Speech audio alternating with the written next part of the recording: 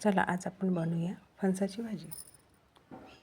आज अर्धा किलो फणस घेतले, त्याच्यामध्ये हळद, मीठ, तेल घातलं आणि शिजवायला ठेवले.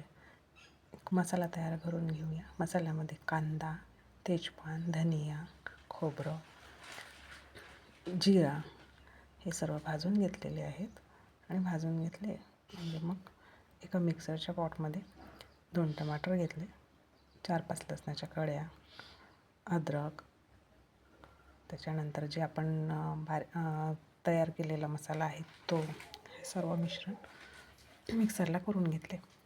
आता उकडलेलं जे फणस आहे ते काढून घेतलेले आहे. त्याच्यामध्ये थोडं दही, हळद, मसाला, मीठ, तिखट हे टाकून सर्व एकजीव केले, मॅरिनेट केले. वाफरल्यानंतर मॅरिनेट केले. मिक्सरच्या भांड्याला कोथिंबीर टाकून बारीक करून घेतले. एका पॅनमध्ये तेल गरम केलं, त्याच्यामध्ये जिरा टाकून मसाला भाजून घेतला. मसाला चांगला एकजीव करून घेतला. जोपर्यंत तेल सुटत नाही तोपर्यंत सर्व भाजून घ्यायचा. भाजल्यानंतर जे आता आपण थोडं त्याच्यामध्ये अर्धा चमचा बेसन घालायचं. बेसनाने मसाला गाढा होतो. वरून तिखट, थोडंसं मीठ आपण पहिलेच टाकलेलं आहे, पण थोडं जर लागलं तर ते वरून टाकायचं. आणि आता जे मॅरिनेट केलेले फणस आहे तर ते फणस त्या मसाल्यामध्ये एकजीव करून घेतले आणि सर्व मिक्स होईपर्यंत परतत राहिले.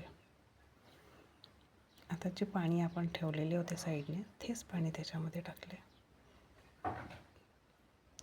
फणसाला काय असतं, फणसाला चव नसते, पण आपण जो मसाला बनवता तोच मसाल्यामध्येच ते करावं लागतं. त्याच्यामुळे मसाल्याची चव त्याला येते.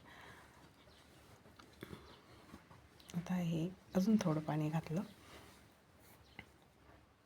आता ही झाली आपली फणसाची भाजी तयार. वरून त्याला चवीसाठी थोडा हिंग घातला, कोथिंबीर टाकून सर्व केली. आता रस्सा भाजी म्हटलं तर आता आली आहे त्याच्यासोबत भाकर. तर बघ मी भाकर केली. आज भाकरीसोबत छान लागते ही भाजी. भाकर घेतली करून आणि गरम गरम भाकर आणि भाजी, हा हा हा, एकदम छान.